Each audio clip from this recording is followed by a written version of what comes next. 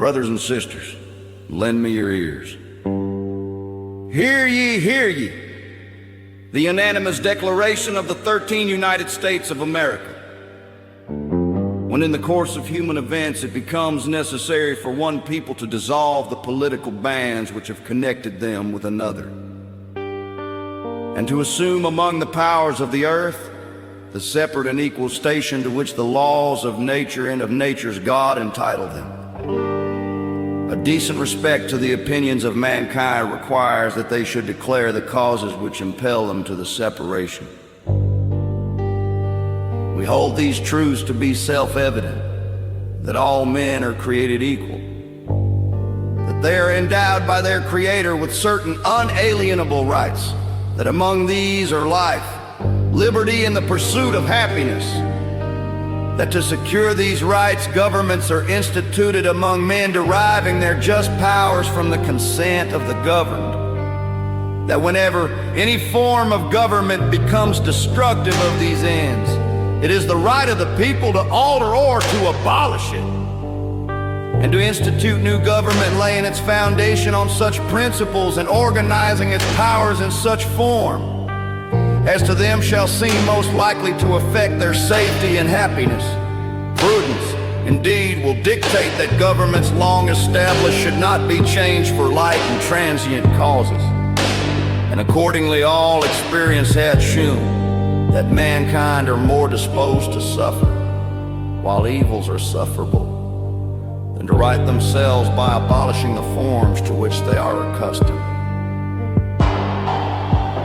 But when a long train of abuses and usurpations, pursuing invariably the same object, evidence a design to reduce them under absolute despotism, it is their right, it is their duty to throw off such government and to provide new guards for their future security. Such has been the patient sufferance of these colonies, and such is now the necessity which constrains them to alter their former systems of government. The history of the present King of Great Britain is a history of repeated injuries and usurpations, all having in direct object the establishment of an absolute tyranny over these states. To prove this, let facts be submitted to a candid world. He has refused his assent to law, the most wholesome and necessary for the public good. He has forbidden his governors to pass laws of immediate and pressing importance, unless suspended in their operation until his assent should be obtained. And when so suspended, he has utterly neglected to attend to them. He has refused to pass other laws for the accommodation of large districts of people, unless those people would relinquish the right of representation in the legislature, a right inestimable to them and formidable to tyrants only. He has called together legislative bodies in places unusual, uncomfortable, and distant from the depository of their public records, for the sole purpose of exhausting them into compliance with his measures. He has dissolved representative houses repeatedly, for opposing with manly firmness his invasions on the rights of the people. He has refused for a long time, after such dissolutions, to cause others to be elected, whereby the legislative powers incapable of annihilation have returned to the people at large for their exercise, the state remaining in the meantime exposed to all the dangers of invasion from without and convulsions within. He has endeavored to prevent the population of these states, for that purpose obstructing the laws for naturalization of foreigners, refusing to pass others to encourage their migrations hither, and raising the conditions of new appropriations of lands.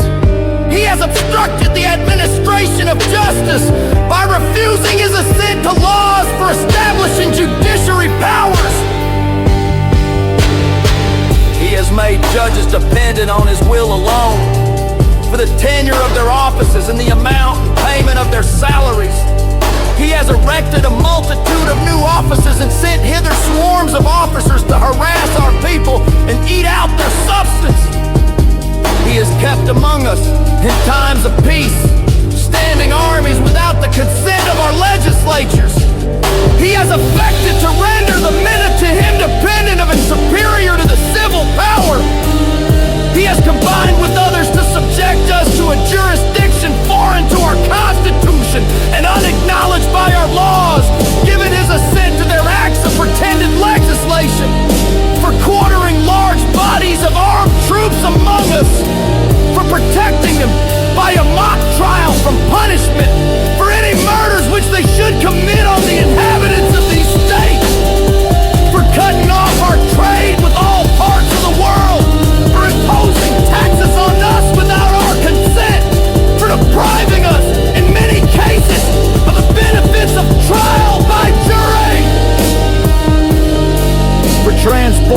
beyond seas to be tried for pretended offense.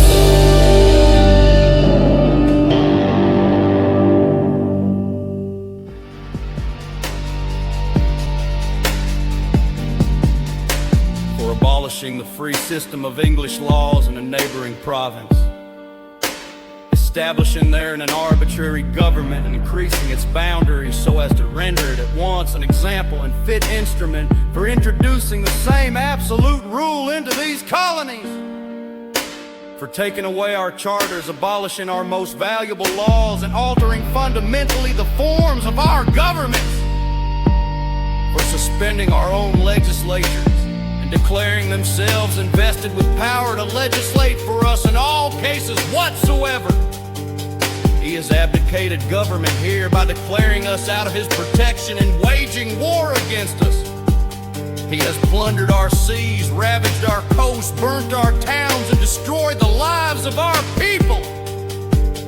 He is at this time transporting large armies of foreign mercenaries to complete the works of death, desolation, and tyranny already begun, with circumstances of cruelty and perfidy scarcely parallel in the most barbarous ages, and totally unworthy the head of a civilized nation. He has constrained our fellow citizens taken captive on the high seas to bear arms against their own country, to become the executioners of their friends and brethren, or to fall themselves by their hands.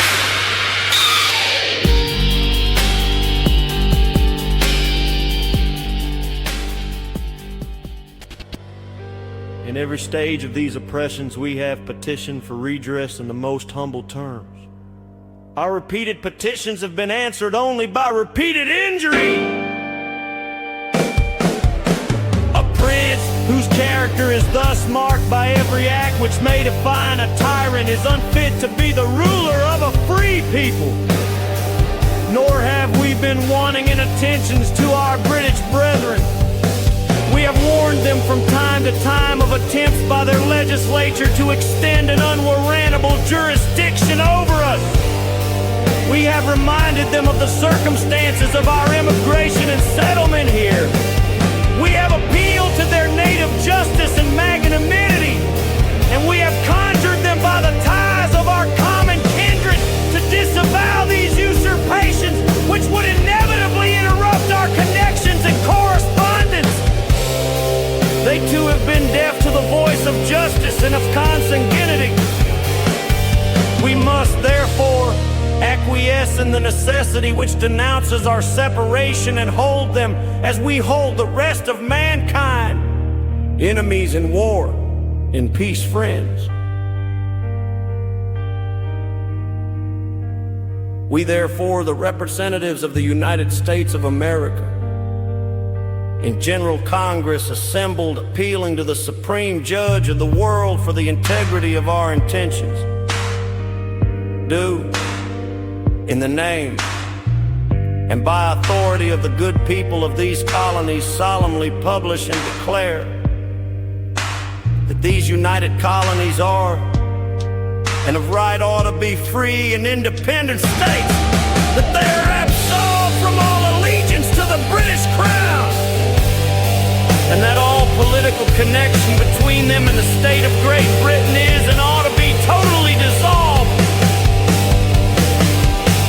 and that as free and independent states, they have full power to levy war, conclude peace, contract alliances, establish commerce, and to do all other acts and things which independent states may have right to do.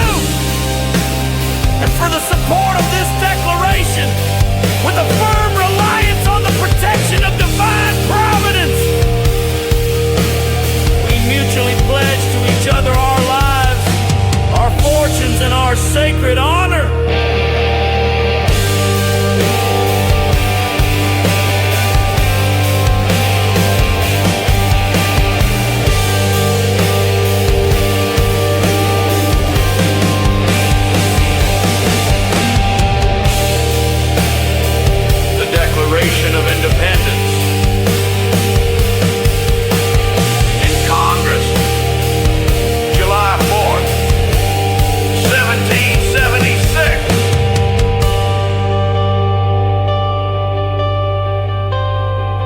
This production was created by Joe Fredrickson and made using Suno.